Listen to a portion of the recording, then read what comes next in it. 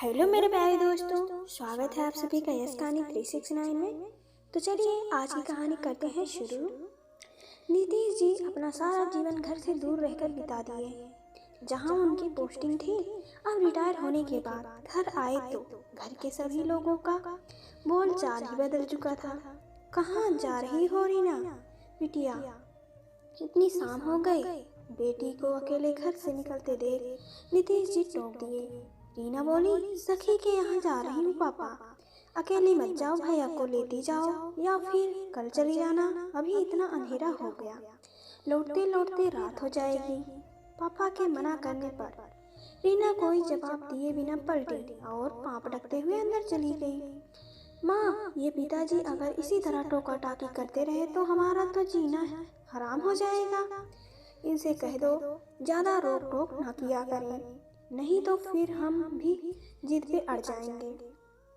गुस्से के मारे नाक लाल करती रीना ने माँ को आड़े हाथों लिया। माँ बोली, हाँ ठीक है कह देंगे, लेकिन तुम लौट कहे आई तो क्या करती? पिताजी बाहर ही तो बैठे हैं, दिन रात वहीं बैठे रहते हैं, कहीं आना जाना मुश्किल कर दिए हैं। सच में अगर ऐसे ही बात बात पे टोकते रहे तो हमारा तो पहनना ओढ़ना आना जाना सब बंद हो जाएगा, लगभग रुआसी आवाज में बोली रीना। फिर माँ बोली, अरे नहीं, हम समझाएंगे इनको, परिवार में रहे नहीं ना तुम्हारे पिताजी, इसलिए यहाँ का तौर तरीके उनकी समझ में नहीं आ पा रहा है। अभी रीना को उनकी माँ पार्वती जी समझा ही रही थी कि बेटे गोविंद के चिल्लाने की आवाज आई। माँ बोली, क्या है गोविंद, क्यों चिल्ला रहे हो, क्या हो गया है? माँ, पिताजी को बताओ कि हमारी आदत क्या है, ये रोज रोज की सफाई देना हमें नहीं सुहाता। अभी परसों भी निकलने लगे तो पूछ रहे थे, अब आज लौटे हैं तो फिर पूछ रहे हैं, अरे कहीं से कोई चोरी डकैती करके आ रहे हैं क्या? ऐसे जानकारी लेने लगते हैं जैसे आधी रात को हम दबे पाँव लौट रहे हों। गोविंद का पारा हाई था। अरे बेटा, तुम तो जानते ही हो कि पिताजी। माँ ने पुचकारना चाहा। गोविंद बोला कि नहीं, हम नहीं जानते पिताजी को, रहे हैं कभी हमारे साथ जो हम जानेंगे उन्हें, जिंदगी में पहली बार 2 महीने से देख रहे हैं उन्हें, परेशान करके रखे हुए हैं सबको, ऐसा नहीं चल पाएगा, बता देना उन्हें। गोविंद की गुनगुनाहट जरा तेज थी। माँ बोली, अरे धीरे बोल बेटा, सुन लेंगे तो कितना बुरा लगेगा उन्हें। बैठक के दरवाजे की ओर देखते हुए माँ ने मुंह पर उंगली रख के बेटे को धीरे बोलने का इशारा किया। अरे कब तक धीरे बोले, पहले तो थे नहीं, अब घर में आए हैं। गोविंद की आवाज में झुंझलाहट स्पष्ट थी। माँ बोली, गोविंद, वो तुम्हारे पिता हैं, ये घर उन्हीं के पैसों से बना है, जिसमें हम सब ठाठ से रह रहे हैं, जैसे हम हैं वैसे ही वे हैं तुम्हारे लिए। इस तरह की बातें शोभा नहीं देती, रिटायरमेंट के बाद यहाँ नहीं आएंगे तो कहाँ जाएंगे? पार्वती को बेटे की बात अच्छी नहीं लगी थी। ये अलग बात है कि उनकी हद दर्जे की टोका टाकी से पार्वती भी जुझला जाती थी। जरा बाहर निकली नहीं कि कहाँ जा रही हो, क्यों जा रही, भला सब्जी क्यों बनाई, रोटियां बहुत नरम नहीं बनी, ये बच्चे दिन भर कहाँ गायब रहते हैं। बहू से कहो बाहर वालों से इतना खुल के ना बतियाया करे, रीना कभी भी चल देती है, तुमने बहुत छूट दे रखी है, बिगाड़ दिया है बच्चों को, अब इस उम्र में सुधारने में बड़ी मुश्किल आएगी। बैंक में कर्मचारी रहे नीतीश जी किसी भी शहर में 2 साल से ज्यादा नहीं रह पाते थे। हर दूसरे साल ट्रांसफर हो जाता था।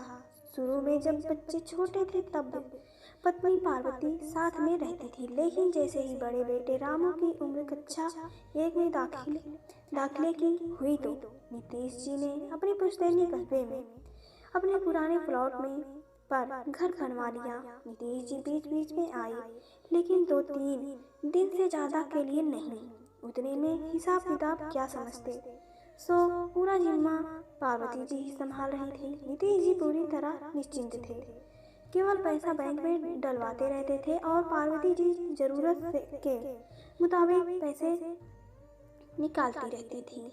जब घर बन के तैयार हुआ तब भी नीतीश जी गृह प्रवेश के एक दिन पहले ही आ पाए थे। सारी तैयारियां पार्वती ने ही की थी। घर बनने के 2 साल बाद ही गोविंद हुआ था।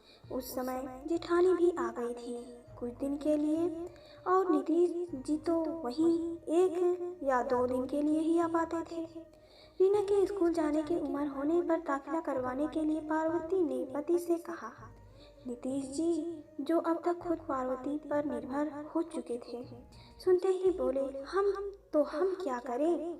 तुम जानो, जहाँ रामू पढ़ रहा है वहीं दाखिल करवा दो। पार्वती भी उनका जवाब जानती थी जैसे, इसलिए उन्होंने भी मुंह छूने भर के लिए ही पूछा था। एडमिशन फॉर्म तो वो पहले ही ले आई थी और अब रीना भी स्कूल जाने लगी थी। घर में रह गए पार्वती और साल भर का गोविंद।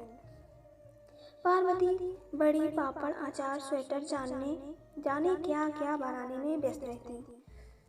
नीतीश जी हर दूसरे और आखिरी शनिवार को आते थे और सोमवार को बड़े सवेरे चले जाते थे। बच्चे केवल 1 दिन और उनके साथ रहते। रामू और रीना तो उनके साथ 3-4 साल रहे ही थे, लेकिन गोविंद का उनके साथ रहना नहीं हो पाया था। नीतीश जी जब आते तो गोविंद दरवाजे के पीछे छिप जाता, उनके सामने तक ना निकलता। अजनबी निगाहों से देखता, वो गोद में लेने की कोशिश करते तो खूब जोर से रोने लगता। गोविंद को गोद से उतार देते तो दौड़ के माँ के आंचल में दुबक जाता। 2-4 महीने बाद ही नीतीश जी का ट्रांसफर लखनऊ में हो गया। अब वह घर से ज़्यादा दूरी पर पहुँच गए, सो हर 15 दिन में घर आने का सिलसिला भी टूट गया था। अब वह महीने में 1 बार ही आते थे। वो भी 2 दिन के लिए, या फिर कोई छुट्टी पड़ने पर आते थे। बच्चे अपने इर्द गिर्द केवल माँ को ही देख रहे थे। खाना बनाती, कपड़े धोती, स्कूल ले जाती, रिजल्ट लेने जाती, पास होने पर मंदिर ले जाती, होमवर्क कराती, कहानियाँ सुनाती, खिलौने दिलाती, साथ में खेलती। माँ और सिर्फ माँ। सो माँ की हर बात, डांट, रोक टोक, थप्पड़ सब मंजूर था तीनों बच्चों को। लेकिन पिताजी शाम को रामू और बहू पिक्चर देखने जा रहे थे। तख्ते पर बैठे नीतीश जी ने टोका, कहाँ जा रहा है रामू? रामू ने झिझकते हुए कहा, पिक्चर देखने। अरे तो अकेले क्यों जा रहे हैं? रीना और गोविंद को भी ले जाते साथ में। ले जाओ, वरना रीना फिर अपनी सहेली के साथ कल ही चल देगी पिक्चर देखने। नीतीश जी ने आदेश सा देते हुए कहा, पिताजी हमारे पास 2 ही टिकटें हैं। 2 टिकट माने अब नहीं मिलेंगी? अब पहले ही बहन का टिकट लेना चाहिए था, यानी तुम उसे ले ही नहीं जाना चाहते थे। नीतीश जी तंतनाए। रीना बोली, ये लो माँ, इन्हें का नया नाटक देखो। बेचारी भाभी जन्म कर्म में तो भैया के साथ निकल पाती है, उस पर हमें भी उनके ऊपर थोपना चाह रहे हैं। रीना की बात पूरी भी नहीं हो पाई थी कि बहू चमकते हुए अंदर आ गई। आते ही पर्स एक और फेंक धम से कुर्सी पर बैठ गई। ये वही बहू है जिसने शिकायत के लिए कभी मुंह खोला ही नहीं। हंसती मुस्कुराती बहू सबके लिए हाजिर रहती। ये अलग बात है कि पार्वती भी बहू पर जान न्यौछावर किए रहती थी। उसे कभी अकेले रसोई में खटने नहीं दिया। आखिर ब्याह को हुआ ही कितना समय था, कुल 2 साल ही। पार्वती जिद करके बेटे और बहू को घूमने फिरने, शॉपिंग के लिए या फिल्म देखने भेजती। आज भी दोनों महीने भर बाद निकलने वाले थे, लेकिन नीतीश जी ने सब गड़बड़ कर दिया। रामू का भी मन उजट गया था फिल्म देखने जाने से। पिताजी के आने के बाद से बहू ऐसे भी अब खुल के बाहर नहीं निकल पाती थी, क्योंकि पिताजी बैठक के तख्ते पर बैठे रहते या फिर बाहर बरामदे की आराम कुर्सी पर। दोनों स्थितियों में पिताजी से सामना होना ही था। सालों बाद पिता नाम के इस शख्स को अपने बीच पाके वैसे भी बच्चे उनसे बहुत आत्मीयता जोड़ नहीं पा रहे थे। ऊपर से उनकी टोका टाकी। नीतीश जी भी क्या करें। जब यहाँ अपने सामान सहित आए तो देखा कि घर पहले से ही सबके हिस्सों में बढ़ चुका है। घर में 3 बेडरूम, एक ड्राइंग रूम, रसोई, भंडार घर और पूजा घर है। रामू की शादी के बाद एक कमरा उन दोनों का हो गया। एक कमरा गोविंद और रीना के पढ़ने सोने का। ये अलग बात है कि दोनों ही अलग अलग समय पर पढ़ते सोते थे, सो हमेशा लड़ते रहते थे। रीना की कई बार कह चुकी थी कि उसे अलग कमरा चाहिए। एम कॉम का रीना को अलग कमरा चाहिए। M.com का अंतिम साल है। इस गोविंद के चक्कर में रिजल्ट खराब नहीं कर सकती। खैर, पिता के साथ काफी सामान आया था, जबकि उनका कहना था कि आधे से ज्यादा सामान तो वो रामू को दे आए हैं। फिर भी एक नया कूलर, खूब बड़ी बड़ी 2 अलमारियां, बर्तनों का एक लोहे वाला बक्सा, 2 बक्से भर के किताबें, 3 सूटकेस उनके कपड़ों के। जो कमरा उनका कहलाता था, पहले ही घर भर के अतिरिक्त सामानों से भरा पड़ा था। केवल एक तख्ते की जगह थी उस कमरे में। अब तो कहना ही क्या। नीतीश जी की अलमारियां और सूटकेस किसी प्रकार वहां हटाए गए। माँ ने तख्ते निकाल के बैठक में डलवा दिया और खुद अपने लिए फोल्डिंग पलंग डाल लिया, क्योंकि वहाँ उसी के लायक जगह बची थी। पिताजी का इंतजाम बैठक में किया गया, उनके लिए यही जगह बची थी। पति से ये कहते हुए पार्वती थोड़ा हिचकिचाई भी, लेकिन क्या करती, कहना तो था ही। नीतीश जी नौकरी करते करते थक गए थे, या घर से दूर रहते हुए अकेलेपन ने उन्हें थका दिया था। 55 का होने के बाद से 60 का होने के इंतजार में थे। चाहते थे कि जल्दी रिटायर हो और घर पहुंचे। छुट्टी में जब भी घर जाते हैं, बच्चे कैसे आसपास मंडराते रहते हैं। लेकिन केवल एक दिन बाद ही जब उन्हें वापस जाता देखते हैं तो कितने रुआसे हो जाते। कौन सा अच्छा लगता है बच्चों को छोड़ के जाना, लेकिन क्या करें, नौकरी ना करें तो घर कैसे चले। पत्नी पार्वती भी कैसी खिल जाती है उन्हें देख के। उनकी ही पसंद की सब्जी, उनकी पसंद का रायता, कढ़ी, आलू के पराठे, क्या क्या नहीं बना डालती 2 दिन के अंदर। जाते समय कुछ ना कुछ सूखा नाश्ता रख देती कि ऑफिस से लौट के खा सके। बच्चे छोटी छोटी चीजें पाके कूदने लगते। वे जब भी जरा लंबी छुट्टी में आते तो जाते हुए पत्नी कहती, अब बहुत हुआ, ट्रांसफर हो पाता तो अच्छा था, हम भी अकेले गृहस्थी संभालते संभालते थक गए हैं। बच्चे उनके कंधे पर झूलते हुए पूछते, तुम यहाँ क्यों नहीं रहते, नौकरी छोड़ दो, हमें साइकिल पर घुमाने कोई नहीं ले जाता, तुम आ जाओ तो रोज घुमाओगे ना। उनकी आंखें भर आती और झूठी तसल्ली देते हुए बोले, बहुत जल्दी आ जाऊंगा बेटा, देखना छोड़ दूंगा नौकरी। लेकिन फिर ये वादा भी झूठा ही साबित होता। रामू और रीना ने बड़े होते ही ऐसी जिद करना भी छोड़ दिया था, लेकिन उनके आने पर बेहद खुश और जाते समय उतने ही उदास हो जाते थे दोनों। फिर रामू की शादी तक का मौका आ गया। नीतीश जी रिटायर ना हो पाए, बहू आ गई और पत्नी बहू के साथ व्यस्त मस्त हो गई। रीना की भी शादी की उम्र हो गई थी। कुछ लड़के उन्होंने देख रखे थे। नीतीश जी सोचते थे कि जाके आराम से चर्चा करूंगा पार्वती से, लेकिन यहाँ आने पर उन्हें महसूस हुआ कि घर के सारे हिस्से यहाँ अस्थायी रूप से रहने वालों के नाम हो चुके हैं। जो उनका कमरा था उन्हीं के अतिरिक्त सामान के चलते भंडार घर में तब्दील हो चुका था।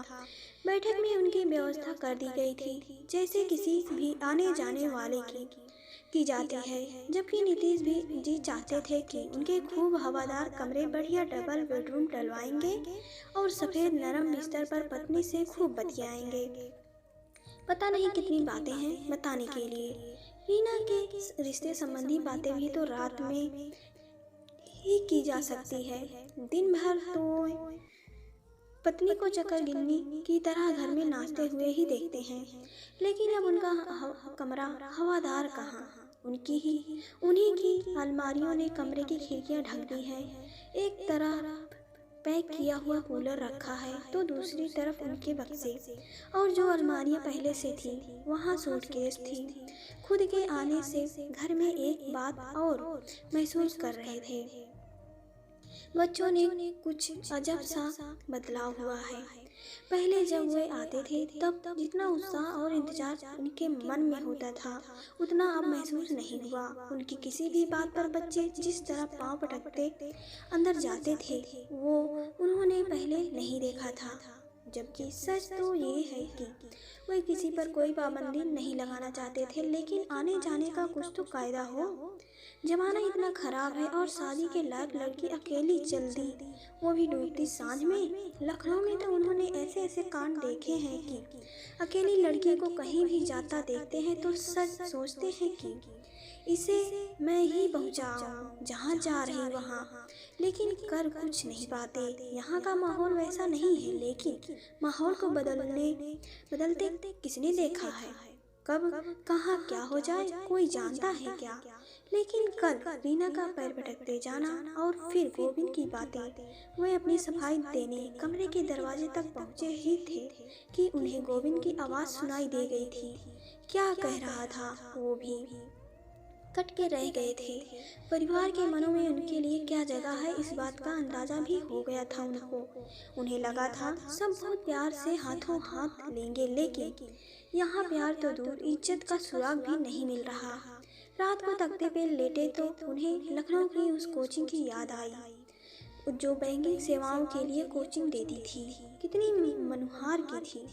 उसके संचालक ने 20,000 दे भी रहे थे।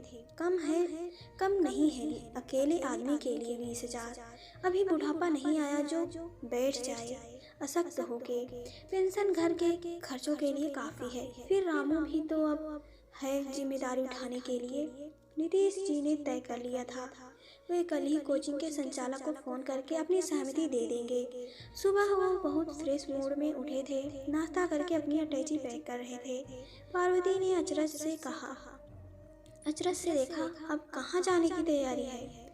अटैची क्यों पैक कर रहे हैं? नीतीश जी ने मुस्कुराते हुए पत्नी को देखा और बोले, अरे जानती हो वो कोचिंग वाले हैं ना, मेरे पीछे पड़े हैं। कोई बहुत मेहनत का काम भी नहीं है, कुल 4 घंटे की नौकरी है। बैठक में आके लंबी सांस ली।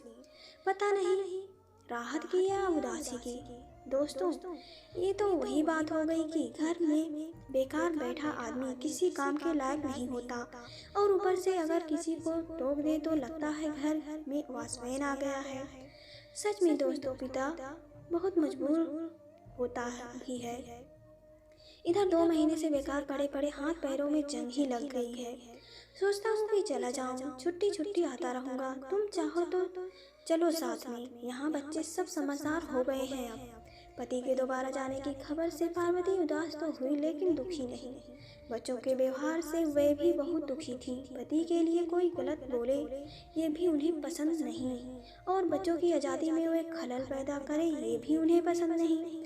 तो ऐसे में पति का दोबारा नौकरी करना उन्हें अखर नहीं रहा था। लेकिन खुद साथ चलने की बात पर बोली, साथ कैसे चलेंगे हम?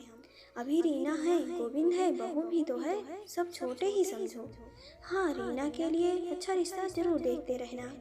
जाते हुए नीतीश जी ने पूरे घर पर नजर डाली और पत्नी से बोले, देखो पार्वती, सबका ख्याल रखना और परेशान न होना। जब जी चाहे आ जाना, मैं आता ही रहूँगा। एक बात और, अगली बार मेरा इंतजाम मेरे कमरे में ही करना ताकि कुछ दिन टिक सकूं। बैठक में तो मेहमान नवाजी की जाती है। पिता के जाने से बच्चे उदास थे या निश्चिंत, पार्वती समझ नहीं पाई। हाँ, उन्होंने जरूर बैठक में आके लंबी सांस ली। पता नहीं राहत की या उदासी की। दोस्तों, पिता बहुत मजबूर होता है। नीतीश जी को अब लगने लगा था कि जिस तरह सारा जीवन घर से दूर बिताए हैं, उसी तरह बची खुची जिंदगी भी घर से बाहर बिताना पड़ेगा। इसलिए वो ना चाहते हुए भी घर से निकल पड़े। और मेरे प्यारे दोस्तों, कहानी यहीं तक। कहानी आप सभी को कैसी लगी हमें कमेंट करके ज़रूर बताएं। अगर पसंद आए तो वीडियो को लाइक करें, शेयर करें और चैनल को सब्सक्राइब करें। और पूरी कहानी सुनने के लिए आप सभी का दिल से धन्यवाद।